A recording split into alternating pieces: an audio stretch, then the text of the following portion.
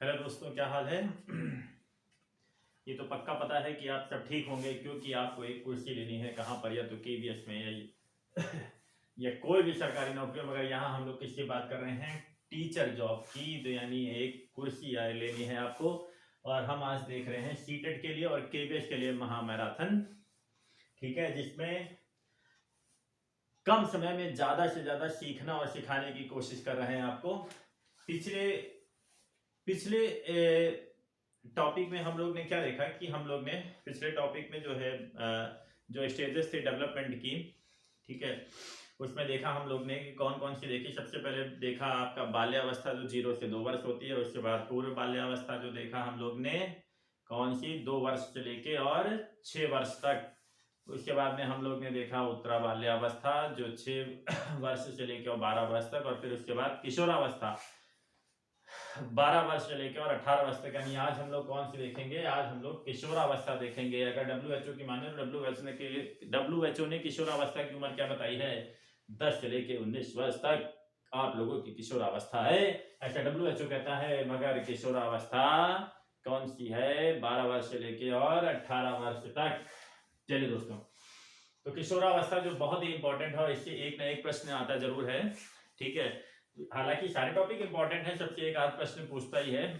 ठीक है, प्रश्न को खाली घुमा देता है, बाकी सब यहीं से पूछेगा। तो आइए देखते हैं किशोरावस्था को बिना टाइम वेस्ट करे। ठीक है, क्योंकि टाइम वेस्ट नहीं किया जाता। चलिए आइए दोस्तों देखते हैं किशोरावस्था की उम्र क्या है। 12 से 18 वर्ष। 12 से 18 वर्ष। दूसरा है ट्रांजिशनल एज, यानी कि परिवर्तन का काल। परिवर्तन का काल कैसे? अब आप किशोर हो गए हैं भाई, किशोर हो गए हैं। इसके बाद 18 एज में पहुंचते ही आपको वोट देने का अधिकार हो जाएगा। ठीक है, यानी ट्रांजिशनल एज होती है, आदमी एकदम बच्चे से एकदम वयस्क वाली दुनिया देखना उसने शुरू कर दिया, अपना नजरिया देना उसने शुरू कर दिया है। ठीक है, अब उसको लगता है कि ठीक है, हम जो हैं वही हम हैं, बाकी सब पानी कम है। ठीक है, ट्रांजिशनल एज है, कैसा है? परिवर्तन का काल है। उसके बाद क्या है? स्ट्रेस एंड स्टॉर्म, तनाव और तूफान। आप देखते हैं कि 12 वर्ष का लड़का जो होता है कैसा होता है, इतनी उसमें एनर्जी होती है, इसमें एनर्जी का, ये दिन भर खेले तो खेलता रहे, पढ़ रहा हो तो पढ़ता रहे, सब कुछ कैसा हो, जो तूफान ला दे वही है हम, और बाकी तो सब हैं पानी कम। ठीक है, तो कैसा होता है स्टॉर्म एंड, इसका मतलब क्या होता है? Stress and storm. स्ट्रेस देखिए होता पढ़ाई का भी उसको होता है, वो एक ऐसी एज में पहुंच रहा होता है कि हाई स्कूल में होता है, हाई स्कूल में पहुंच रहा होता है, उसको फ्यूचर की चिंता होती है। और ये होता है कि स्ट्रेस का। तूफान का काल कहें अगर, तो वो क्या होता है, इसी एज में बच्चा बिगड़ने का भी होता है, कि वो बिगड़ भी सकता है जैसा उसकी संगत होगी। तूफान का काल कि अगर वो पता चला कोई काम में जुट गया तो लगन से कर ही रहा, उसको कर ही रहा है। तो कैसे तूफान और तनाव और तूफान की अवस्था होती है। ये किसने कहा? स्टेनले हॉल ने कहा है। स्टेनले हॉल ने कहा है कि ये स्टेन जो है, यानी कैसा है? हॉल की तरह है। क्या हॉल की तरह है? हॉल में क्या होता है? हॉल में जब तूफान आएगा तो क्या होगा? सब कुछ तहस नहस हो जाएगा। तो हॉल में तूफान आएगा, कैसा तूफान आएगा? तो 12 से 18 वर्ष के बच्चों के लिए आएगा।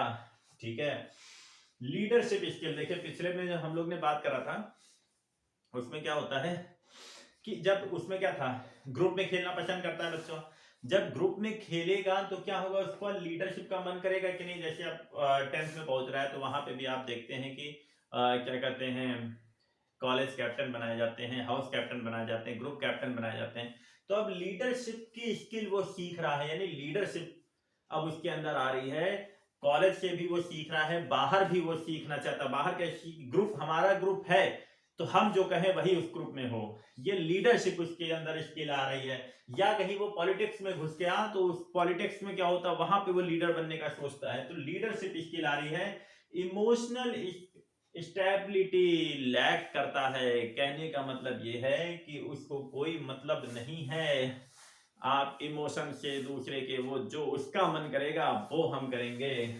ठीक है, इमोशनल स्टेबिलिटी यहाँ पर लैग करती है। ठीक है, आप कुछ भी बताएंगे, हाँ ठीक है, चलो हो रहा है, ठीक है, देख लेंगे।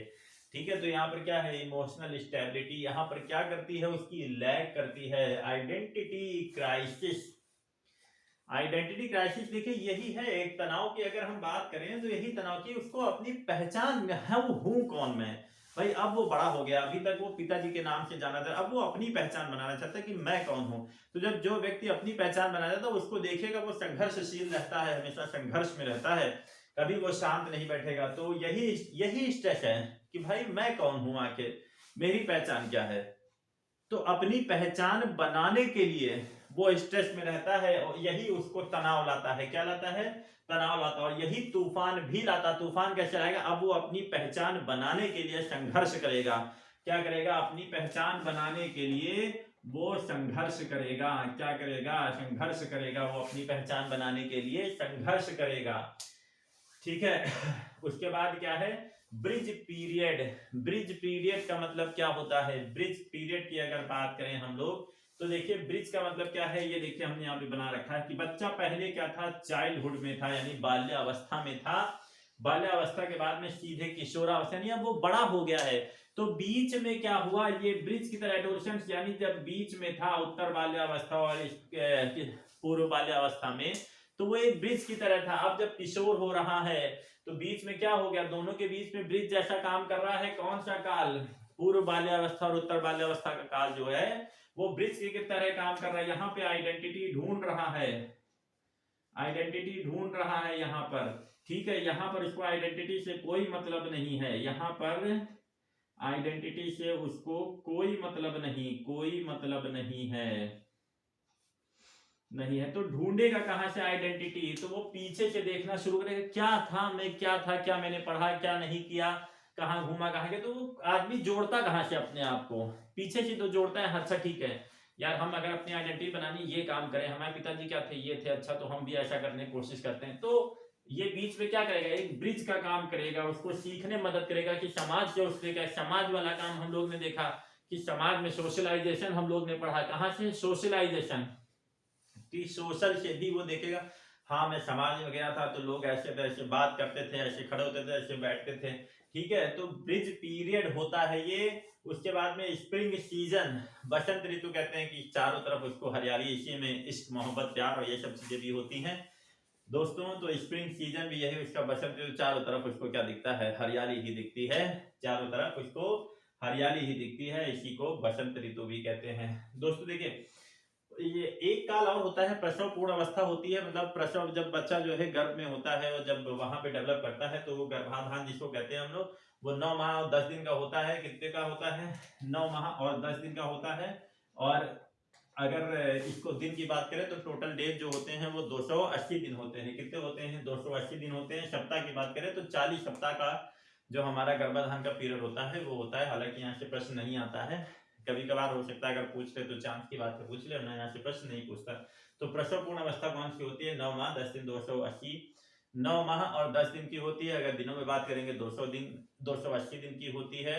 और यही अगर सप्ताह में बात करेंगे तो 40 सप्ताह की होती है। तो एक बार रिवीजन कर लेते हैं। किशोरावस्था क्या होती है? 12 से 18 वर्ष होती है। परिवर्तन का काल होता है। स्ट्रेस और स्टॉर्म यानी तनाव और तूफान की अवस्था होती है। किसने कहा है कि हॉल में तूफान आएगा तो सब कुछ तहस नहस कर देगा?